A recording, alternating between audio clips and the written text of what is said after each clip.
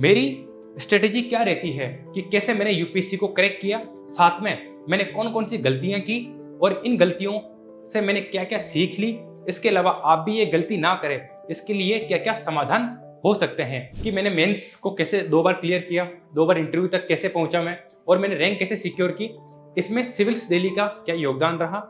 इसके अलावा सिविल्स दिल्ली के एक्स फैक्टर नोट्स और इन्होंने जो पीवाईक्यू से रिलेटेड माइक्रो थीम्स एनालिसिस कर रखा है, उन्होंने मेरी प्रिपरेशन में कैसे हेल्प की। 30 अक्टूबर को शाम 7 बजे मैं आपके समक्ष एक वेबिनार लेके आ रहा हूं। सभी को नमस्कार, मेरा नाम रोशन प्रजापत है और मैंने हाल ही में यूपीएससी द्वारा जारी रिजर्व लिस्ट के माध्यम से रैंक सिक्योर की है। इसी के साथ सिविल सेवा के क्रम में यह मेरा चौथा प्रयास और सेकंड इंटरव्यू था। इसके अलावा वर्तमान में मैं सिविल्स दिल्ली के यूएपी प्रोग्राम में एज ए मेंटोर भी काम कर रहा हूं। यूपीएससी की इस जर्नी में एवं पठन पाठन की इस जर्नी में मैंने कई चीज़ें सीखी हैं और कई चीज़ें बच्चों को सिखाई भी हैं। इसी के क्रम में 30 अक्टूबर को शाम 7 बजे मैं आपके समक्ष एक वेबिनार लेके आ रहा हूं, जिसमें हम कई सारे मुद्दे एवं कई सारी अप्रोच के बारे में डिस्कस करेंगे। इसी क्रम में हमारी सबसे पहली अप्रोच जो रहेगी वो रहेगी कि मेरे मेंटरशिप देने का तरीका क्या होता है, साथ में मैं बच्चों से कैसे इंटरेक्ट करता हूँ, उन्हें किन किन चीज़ों के बारे में बताता हूँ, रिसोर्स रिकमेंडेशन मेरे क्या होते हैं, इसके बारे में डिस्कस करेंगे। साथ ही मेरा एक स्टूडेंट है जिसका स्टार्टिंग के 2 अटेम्प्ट में प्रीलिम्स नहीं निकला था और वो मुझे अप्रैल में मिला था, अप्रैल 2024।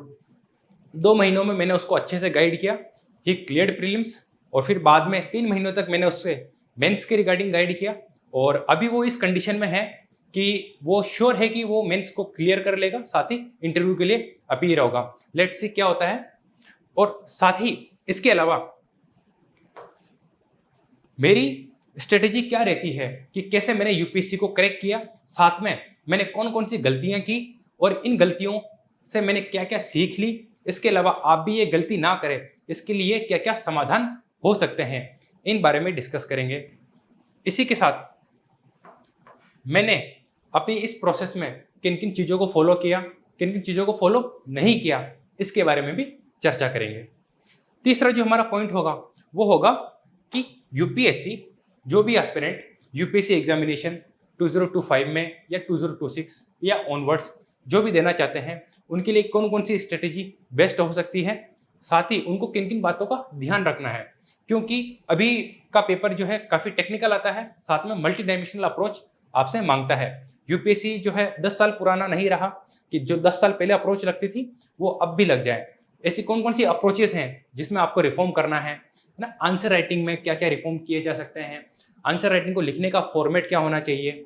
इसी के साथ इंट्रो, बॉडी, कंक्लूजन से भी हटके हम और क्या क्या कर सकते हैं, है ना। इसके अलावा हम एवरेज आंसर से गुड आंसर और गुड आंसर से हम टॉपर लेवल तक आंसर कैसे लिखें, इसके बारे में भी चर्चा करेंगे।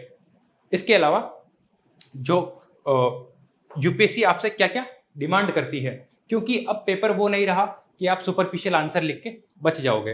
अब आपको कॉन्क्रीट एविडेंस, फैक्ट्स रखने पड़ेंगे जिससे कि आपकी ऑथेंटिसिटी प्रूव हो। तो यही सब बातों के बारे में हम डिस्कस करेंगे। इसी के साथ मेरी स्ट्रेटेजी में कि मैंने मेंस को कैसे 2 बार क्लियर किया, 2 बार इंटरव्यू तक कैसे पहुंचा मैं, और मैंने रैंक कैसे सिक्योर की, इसमें सिविल्स दिल्ली का क्या योगदान रहा।